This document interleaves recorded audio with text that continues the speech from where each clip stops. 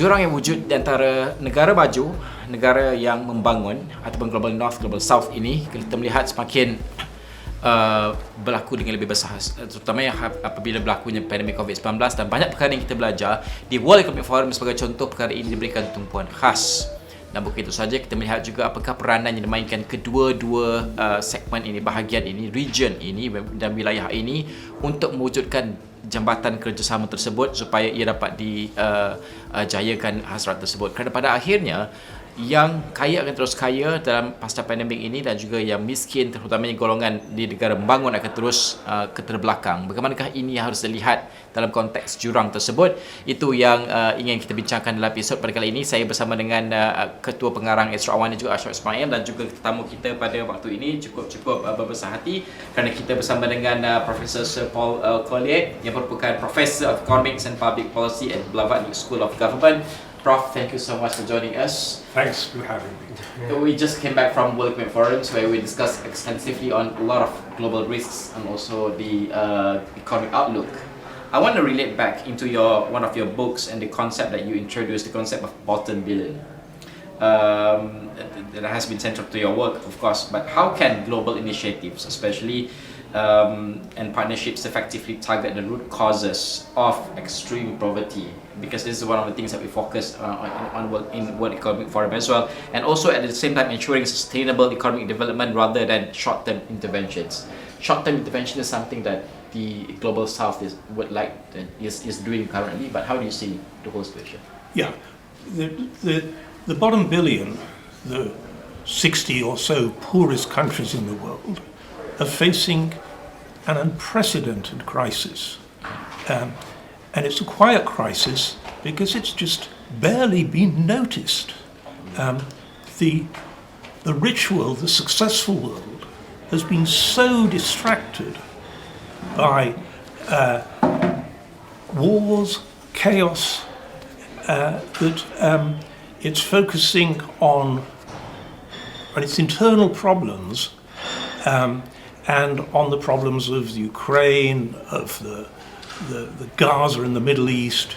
These are the crises that have crowded out the fact that the poorest countries on earth are diverging rapidly from the rest of mankind. And that is building a vast problem for the next generation. I've got new statistical work in my new book, Left Behind, which is coming out in June, done with a team at the World Bank. And what we show is that the poorest countries are diverging faster than ever from the rest of mankind. They're also very angry because during the dreadful period of shocks that we faced, the big international institutions, the IMF and the World Bank, just did not step up to the plate and do very much for the poorest countries. They've diverged into focusing on climate change, focusing on the Ukraine. Now in the future they're going to be focused on how to rebuild Gaza. All of these are important, but the fact that there's over 1 billion people who are fully aware now the social space between the poorest people, the poorest countries, and modernity, that social space has shrunk.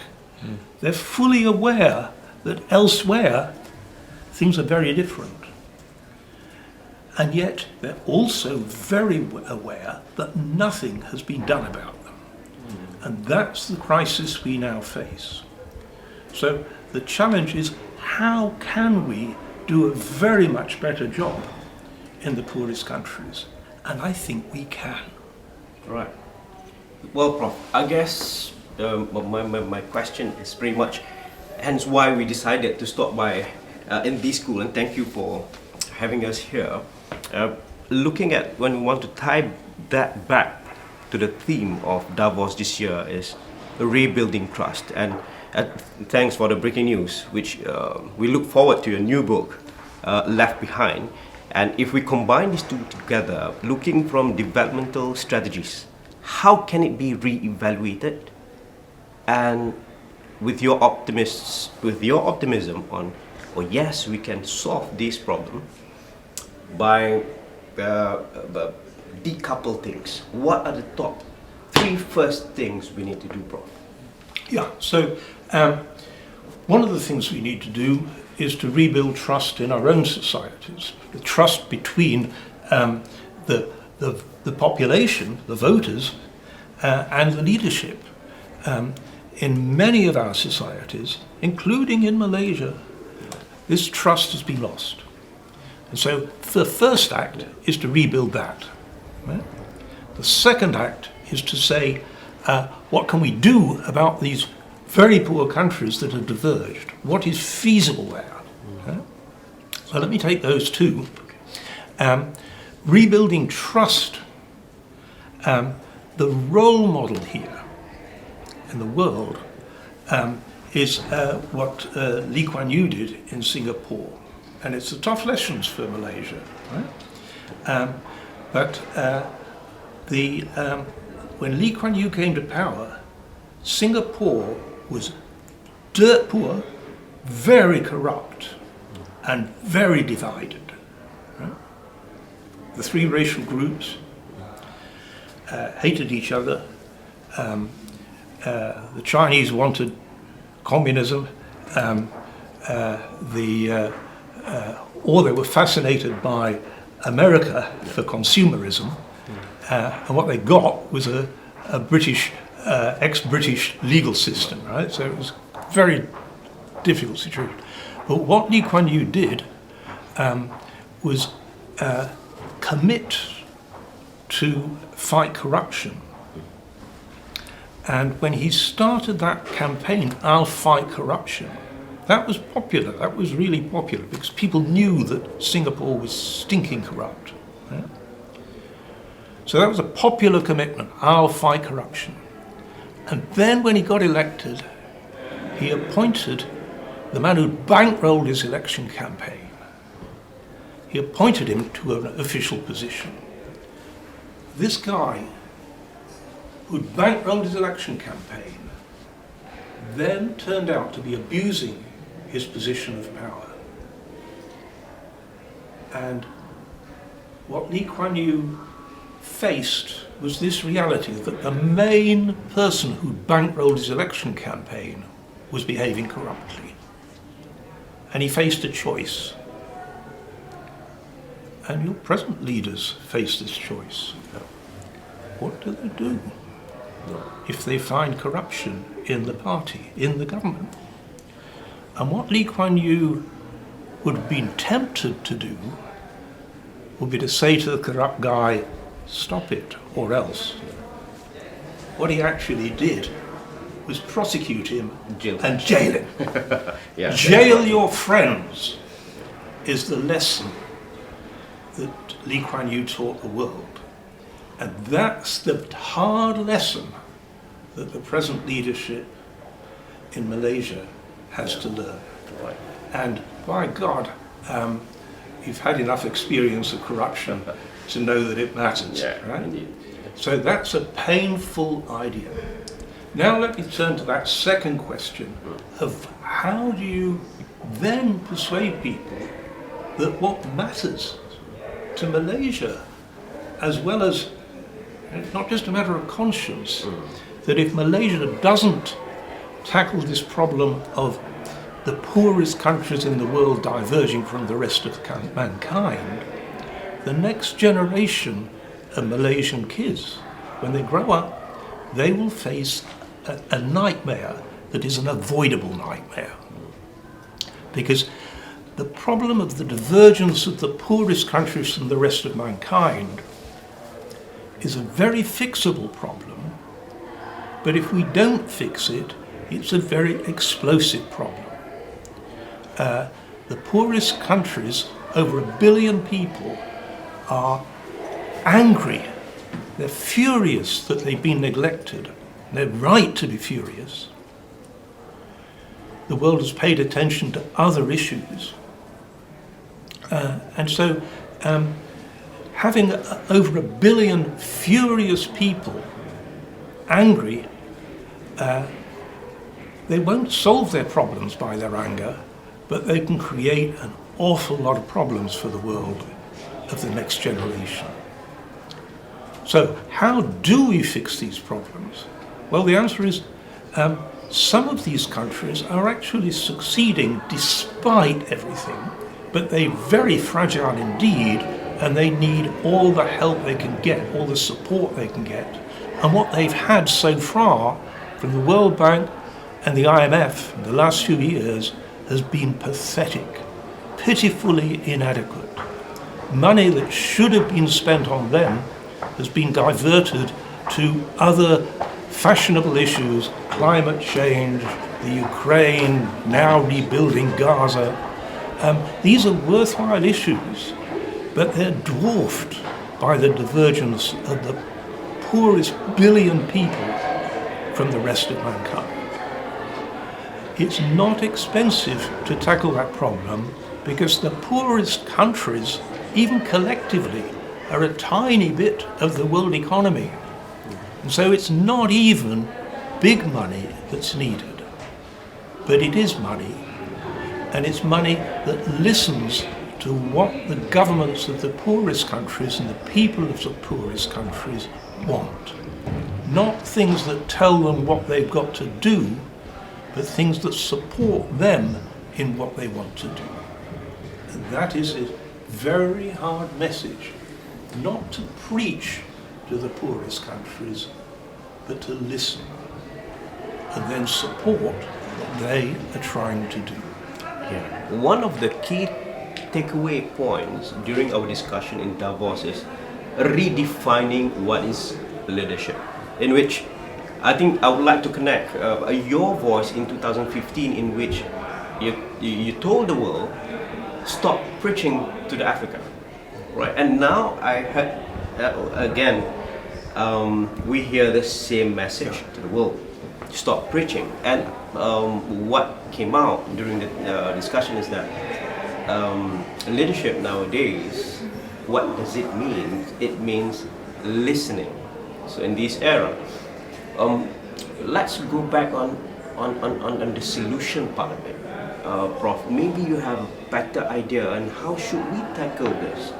Yeah, so the message from the future of capitalism, which I pick up, is that there really have been two forms of capitalism. Capitalism in some form or other is vital.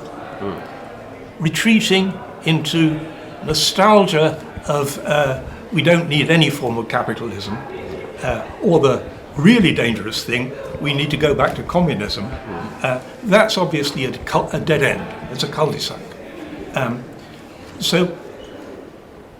But there's a better form of capitalism than the one we've often got. We've got the form of capitalism too often, which is a drag-me-down form of capitalism, in which people are working in hierarchies of humiliation, where they're watched like a hawk, rewarded for, incentivized to do things that they despise, and so they feel degraded, humiliated. That's the capitalism we've all too often got. And a lot of those chief executives at Davos, that's what they do in practice. They talk the talk of a better form of capitalism. They don't walk the walk. Yeah, understood. And so I'm very skeptical of the Davos mob. Right. They're very good at speaking with public relations speech. Right? But there is a better form of capitalism, and we see it in practice. It's an inclusive form which celebrates, where the essence is devolving agency to people within the firm. Just as in a society, you devolve agency to communities, to local places, rather than do everything centrally. Right. Centralized countries fail. The most successful country in the world at the moment including commercially, with the most successful firms, the most profitable firms on earth. Do you know where they are now? No. They're in Denmark. Wonderful. Okay. A little place. They're not in America. Yeah. The most profitable firm on earth at the moment Isn't that? is more profitable than the next two put together. And it's in Denmark. Right? So how come Denmark has managed to build an inclusive form of capitalism? Because Denmark is also the most equal country in the world in terms of income distribution, and it has the most equal life chances for its people. If you're born in the bottom of the pile in Denmark, you've got a pretty good chance of rising to the upper half of society. If you're born in the bottom half of the population in Britain or America, your chances of rising to the top halves of society are pathetic, pitiful. And that's why a lot of people in Britain and America are angry, because they feel left behind. They know they are left behind. Right? So Denmark is the global model, and it's not just Denmark. There's a whole cluster of Nordic countries. The same is true of Sweden, of Norway, of Finland. They all got the same basic model of inclusion. And so there's something we can learn from that. Capitalism doesn't have to be degrading, it can be uplifting. And that's the sort of capitalism that I'd like to see. Chief executives who deliver that, and these are the Danish chief executives, they've delivered that. They've also delivered the biggest profits on earth. Right? So it's not that there's a choice. It's not that there's a contest between making profit and getting good. It's not a zero-sum game. I think, Najib, we have to fly to Denmark, and they are one of those, the most. I think one of the highest happiness index in the world as well. That's right. And you're coming from the lens of where to prove that capitalism beneficial to the society is looking from the lens of the poor, the social mobility in the long run. Is that right, Prof? Absolutely, Ashwad. So you're quite right. Fly to Denmark, and this is the model, the future model for Malaysia. You've done a brilliant job over the last 40, 50 years in getting from the bottom billion, where you started, to one of the most successful middle-income countries on earth. Now you've got a different challenge. How do you get from middle income to the club of the successful? And you don't do it by taking the American and British model of drag me down, aggressive form of capitalism, because it doesn't deliver. The average American will be better off in Denmark than they are in America. The average Californian, the richest part of America, will be better off in Denmark than in California. Right? And so there's no point in modeling yourself on that American model of aggression and humiliation. It just doesn't work very well. There's a much better model which delivers bigger profits and greater dignity for ordinary people.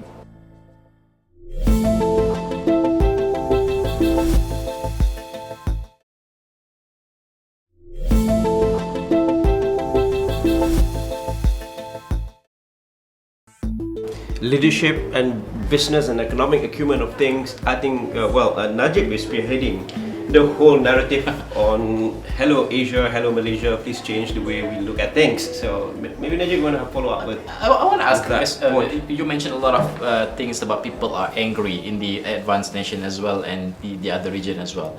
I just want to see in terms of managing the crisis in the context of Malaysia leveling up and moving up from the middle income nation. this year we're gonna see the biggest election from all the countries around the world, in the global north and global south as well, in US, UK this year as well. But how do you see, because managing crisis, managing economy in fragmented world require unpopular action in that sense, right? But during election, we know it has to be popular action, especially in the global south. Absolutely. But how do you see this kind of things has to be, it's how to strike a balance? Because it's a long game at the end of the day. So we've learned a lot from COVID-19, and then we fall back many years back. But if we take popular action rather than unpopular actions to correct the economy trajectory, would that cost us to go a longer way than how it should be? So can a democracy afford to be good? Yeah. And there the news is very encouraging, right?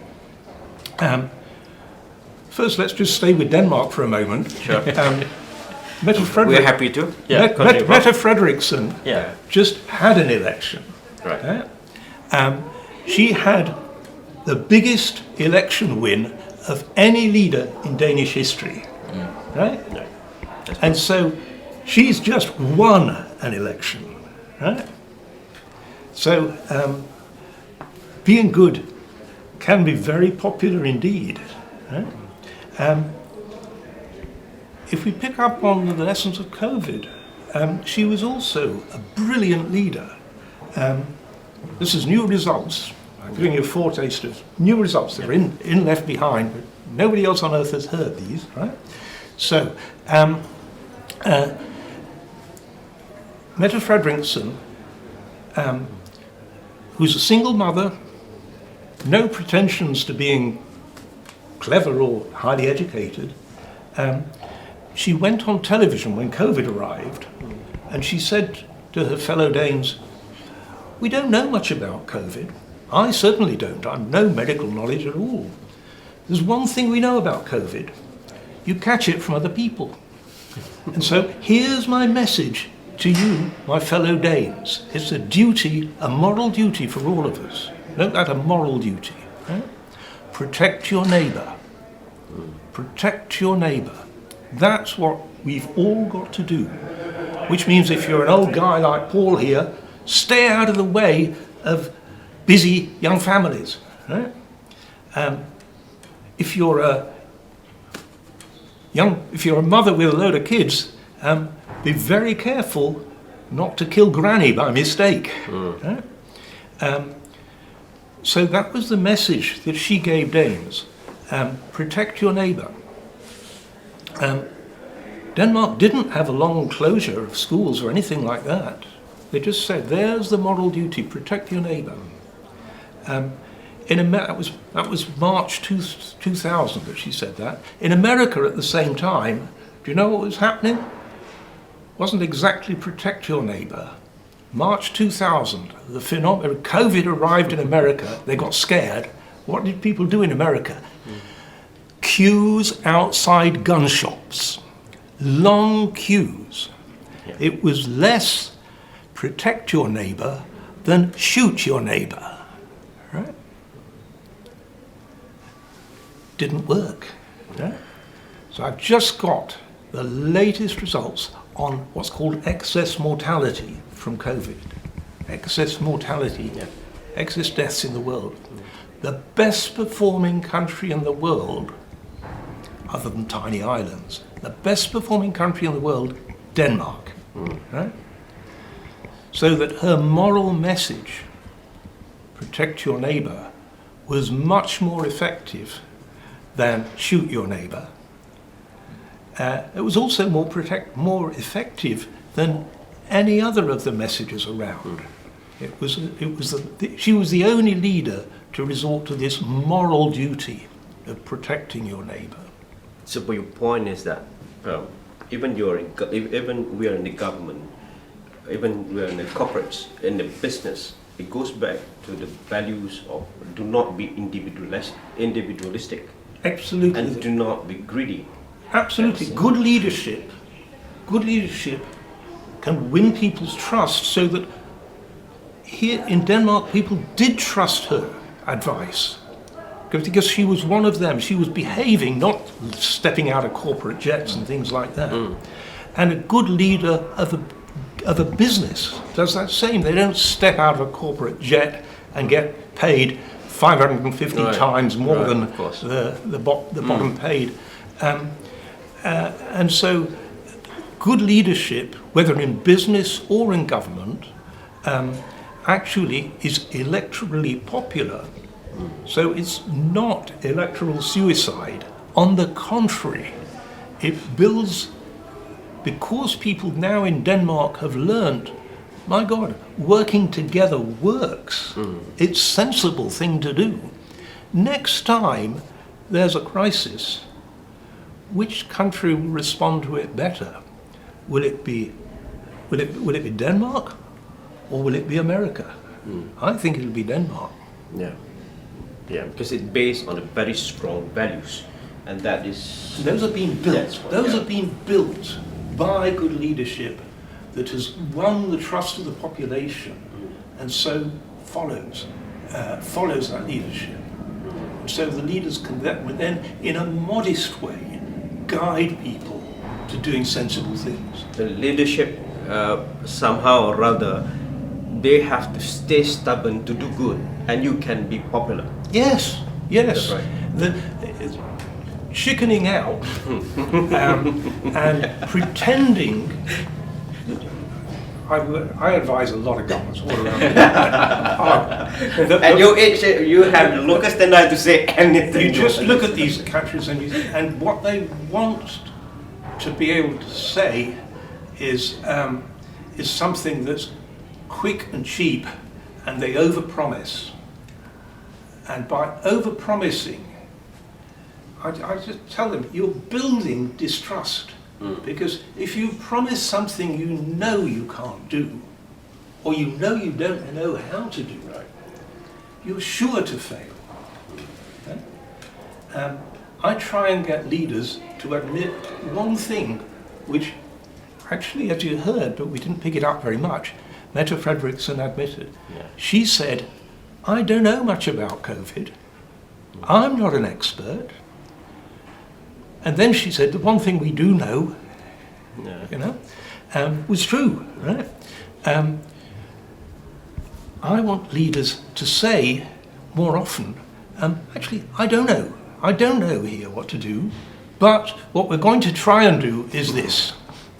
And where you don't know, the best thing to do is to admit that you don't really know, and then say, this is what our strategy is going to be. This is why we think it's a sensible strategy. It might not work, and so if it doesn't work, we'll track it and find out it's not working, and then we'll adjust, and we'll keep you posted. But it's that the honesty. People actually turn out to be very forgiving of leaders who say, I don't know. Right. What they are brutally unforgiving of is leaders who lie to them and promise something that they cannot deliver. That's what we've got spectacularly at the moment in Britain.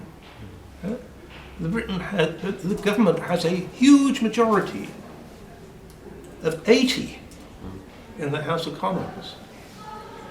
It's 20 points behind in the opinion polls, and there's an election in a matter of months.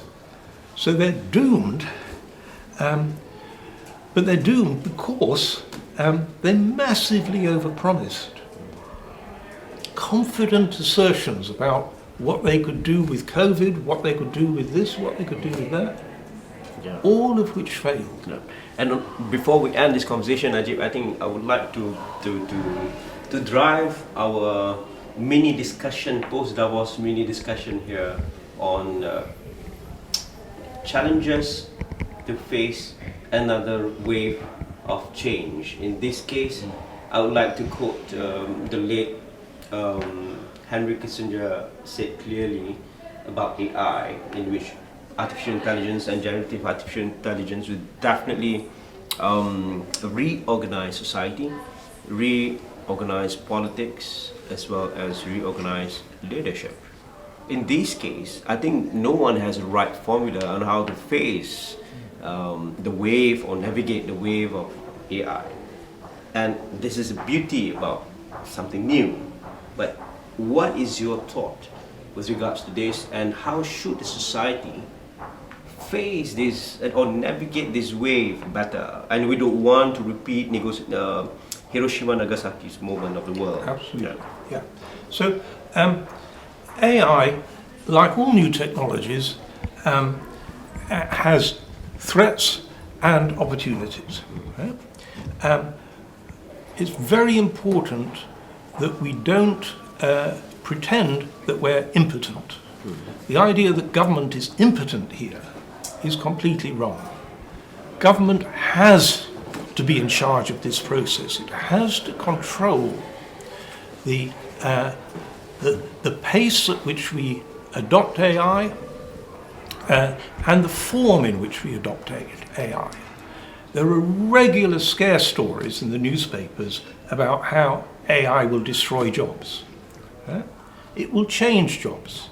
At its best, if we harness it properly, it will destroy the tedious part of jobs. At its worst, it will put millions of people out on the street unemployed. It's our choice, it's our technology. We control it. The idea that we just let either businesses make as much profit as possible, which is what the West Coast of America wants, the libertarian agenda, that is insane, in my view. The idea that if it makes a profit next year, it's good for the world, cannot be right. So we have to be in there with government controlling the pace and the form of AI, but we have to recognize that it's a hopeful opportunity. Like all advances in technology, we don't want to say no AI, but nor do we want to say, yes, any company that can make a quick buck on it, do whatever you like. Yeah? Now the challenge is, and it's a little bit like the First World War, here's a technology where there's a danger, we get a race to control the skies or whatever it is. And that was the race that produced the First World War. Right? And after all, in the First World War, the people fighting it, well, they were all cousins, and even that wasn't enough to stop them. All right. So, can we find common interests that China, that India, that America, that Europe have in making sure that AI doesn't blow us all up? Well, I think the common interest of not being blown up is a pretty strong one. And so the starting point of global governance is to say, yes, we really do, as governments, need to control this. It is going to be controlled by governments, not by companies making a quick buck, no matter what they said in Davos about trust the private sector. We don't. But it's a hopeful message that this technology, like all the other technologies we've had, can actually be a huge benefit for mankind. It can take the tedium out of a lot of work, but it won't take the work out of mankind. This is the main challenge as well, the understanding of the technology itself. Because you mentioned about listening and understanding the whole situation.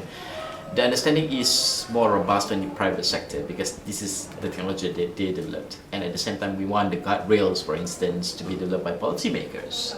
And a lot of policymakers, they don't understand AI, for instance, and other technologies. But how do you see the two worlds connect together in terms of building the guardrails in the context of AI? First of all, the expertise, there has to be equal levels of expertise in the public sector. And the Blavatnik School, very far-sighted here.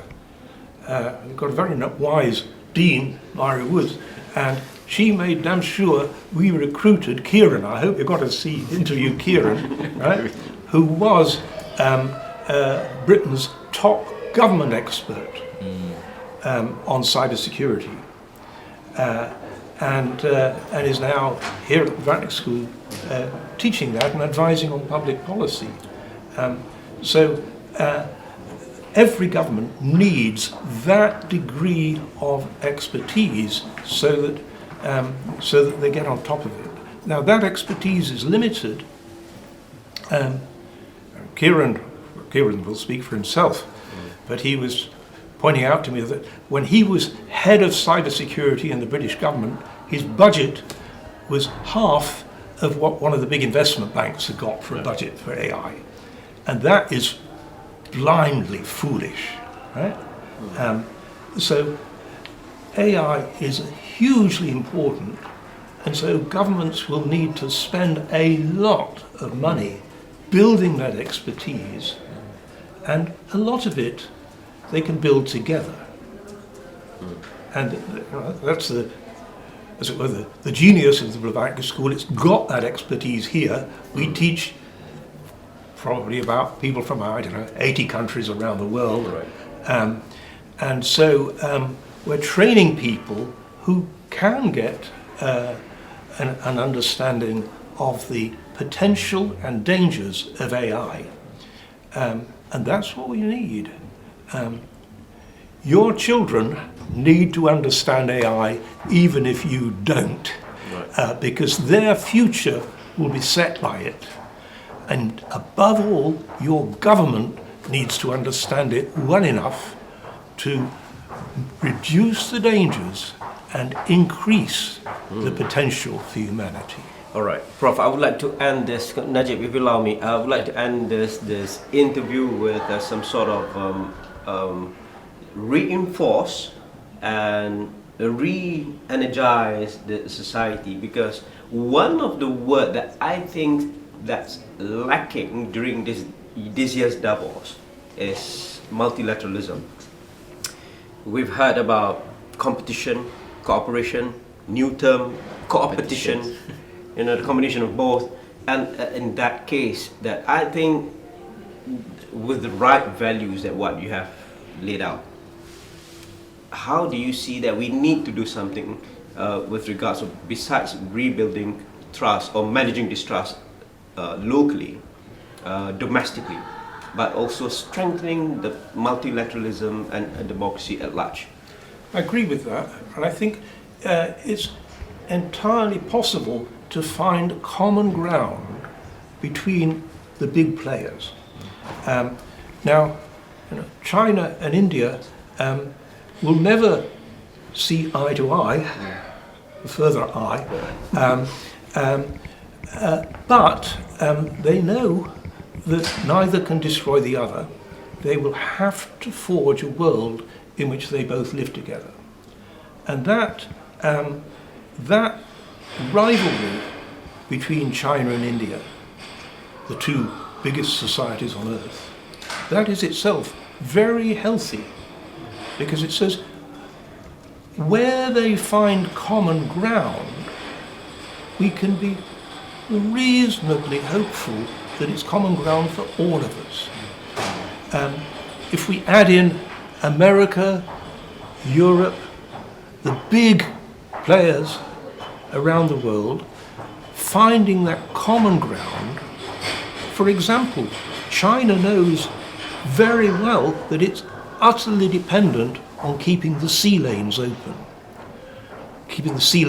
for trade. And so there is common ground immediately between China and America on keeping the sea lanes open. Are the sea lanes open? No, they're closing rapidly, right? The Suez Canal is now too dangerous to be used by a lot of shipping. There is a common ground to keep keep trade, international trade, flowing, and that will force these countries to cooperate.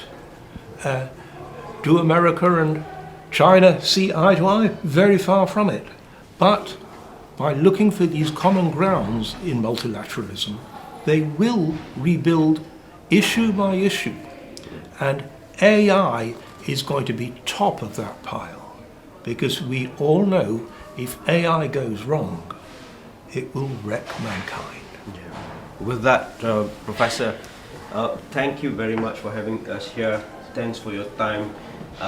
This is Najib, indeed a very wonderful discussion with the legendary Sir Paul Collier of Blavatnik School of Government at Oxford.